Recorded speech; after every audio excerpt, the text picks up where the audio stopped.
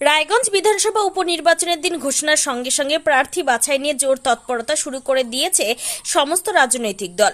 বসে নেই শাসক দলের নেতারাও। লোকসভা নির্বাচনে বিজেপি প্রার্থী কার্তিক পালের কাছে হারা তৃণমূল কংগ্রেস প্রার্থী কৃষ্ণ কল্যাণীকে বিধানসভা উপনির্বাচনে প্রার্থী করতে চাইছে তৃণমূল কংগ্রেস। রায়গঞ্জ শহর এবং 5টি গ্রাম পঞ্চায়েত মিলে প্রায় 47,000 ভোটের ব্যবধানে পিছিয়েছিলেন তৃণমূল কংগ্রেস প্রার্থী কৃষ্ণ কল্যাণী। দল যাতে কৃষ্ণ কল্যাণীকে আর প্রার্থী না করে সেই দাবি নিয়ে মঙ্গলবার ইসলামপুর তৃণমূল কংগ্রেসের জেলা সভাপতি কানাইলাল আগরওয়ালের সঙ্গে দেখা করলেন রায়গঞ্জ পৌরসভার প্রশাসক তথা তৃণমূল কংগ্রেস নেতা সন্দীপ বিশ্বাস। দুই নেতার মধ্যে কি আলোচনা হয়েছে তারা কেউ খোলসা করে বলতে চাননি। জেলা সভাপতি জানিয়েছেন, রায়গঞ্জ বিধানসভার প্রার্থীর নাম এখনো চূড়ান্ত হয়নি। দল যাকে প্রার্থী করবে তাকেই তারা মেনে নেবেন। সন্দীপবাবু জানিয়েছেন, প্রার্থী নিয়ে আলোচনা করতে তিনি ইসলামপুরে আসেননি।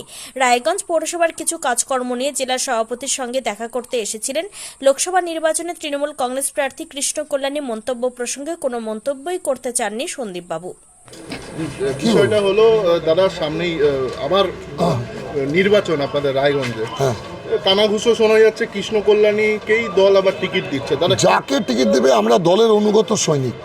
দলের হয়ে সারা জীবন নিষ্ঠা সহকারে কাজ করে এসেছি, এখনও নিষ্ঠা সহকারে আমরা কাজ করে দলীয় প্রার্থীকে জয়ের জায়গায় পৌঁছানোই আমাদের লক্ষ্য। কি মনে হচ্ছে যে কৃষ্ণ কল্যাণী হচ্ছে নিজের এলাকাতেই ভোট পায়নি, আবার দলের বিরুদ্ধে অন্তর্ঘাতের অভিযোগ করেছে কিছু মানুষের বিরুদ্ধে? দেখেন, সেটা পরে দলের ব্যাপার, দলের মধ্যে আলোচনা হবে, বাইরে আলোচনা করবো না। বাইরে যা আলোচনা বিষয়ে কি জেলা না না না না না না না না না না না কানাইদার সঙ্গে আমার পৌরসভার কিছু সাবজেক্ট নিয়ে কথা বলার ছিল, কিছু পরামর্শ নেওয়ার কথা দরকার ছিল, সেই জন্য অন্তর্ঘাতের অভিযোগ করেছে দাদা কৃষ্ণ। সেটা উত্তর কানাইদা দিবে। কানাইদা দলের সভাপতি কানাইদা উত্তর দেবে। আর সংবাদ মাধ্যমে আমি যা বলার বলে দিছি, আর দ্বিতীয়বার বলবো না। দাদা বলছি যে মানুষটা নিজের এলাকাতেই ভোট পায়নি দাদা, সে আবার যদি দাঁড়ায় জিততে পারে আপনাদের মনে হচ্ছে? জেতা তো হবে, আমাদের দলের ক্যান্ডিডেট হিসেবে গ্রহণযোগ্যতার জায়গায় পৌঁছে যেতে হবে। ম্যাডাম চিফ মিনিস্টার, আমাদের দলনেত্রী মমতা বন্দ্যোপাধ্যায়, সেনাপতি অভিষেক বন্দ্যোপাধ্যায়ের অনুগত সৈনিক। আমরা দলের হয়ে কাজ করে যাতে যে ক্যান্ডিডেট হবে তাকেই জয়ী করবার জন্য আমাদের প্রাণপণ লড়াই করতে হবে। মানুষের দরজায় পৌঁছে যেতে হবে, মানুষের ঘরে ঘরে আমাদের কথাকে আওয়াজকে পৌঁছে। কিন্তু কৃষ্ণ কল্যাণী যে অভিযোগটা করলো অন্তর্ঘাতে, সেটা পরের ব্যাপার। অভিযোগ করছে, ওর তার জন্য কি দল আমাদের ঘাড়ের থেকে মাথাটাকে আলাদা করে দিয়েছে? না, তাহলে ওনার অভিযোগ করছেন, এই বিষয়ে কি বলবেন? না, সেটা ওনার ব্যাপার, ব্যক্তিগত। ওনাকে জিজ্ঞাসা করেন, ওনাকে যে অভিযোগ করছে তার সাথে তো আর কথা বলবেন। তার কথা বলে আমার সাথে কথা বলে লাভ আছে? যে অভিযোগ করছে তার সাথে কথা বলবেন। আমার মুখ ফুটে কোনো কথা আপনারা পারবেন না। যত 1000 বার জিজ্ঞাসা করলেও যা উত্তর আমি দিলাম প্রথমে, সেই উত্তরই আমি দিব। আপনি আমার থেকে না, আমি জানি না, আমি কিচ্ছু খবর জানি না।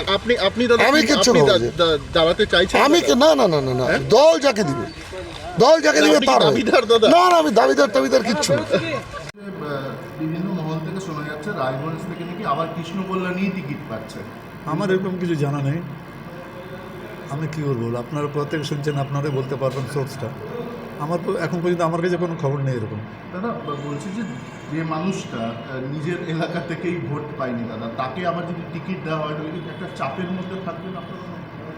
দেখেন, দল সিদ্ধান্ত নেবে কাকে টিকিট দেবে। দলে যাকে টিকিট দিক, আমরা ওই প্রার্থীকে জেতানোর চেষ্টাটা করব। কিন্তু কে প্রার্থী হচ্ছে না হচ্ছে সেই ব্যাপারে এখন পর্যন্ত আমার কাছে, আপনারা যখন আমার বক্তব্যটা নিচ্ছেন, এখন পর্যন্ত আমার কাছে এই ব্যাপারে কোনো ইনফরমেশন নেই।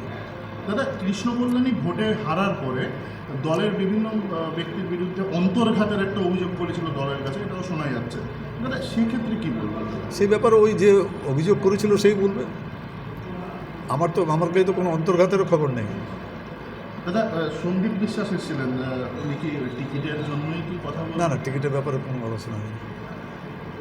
তাহলে দাদা যেই টিকিট পাক তার জন্য আপনাদের দল কাজ করবে।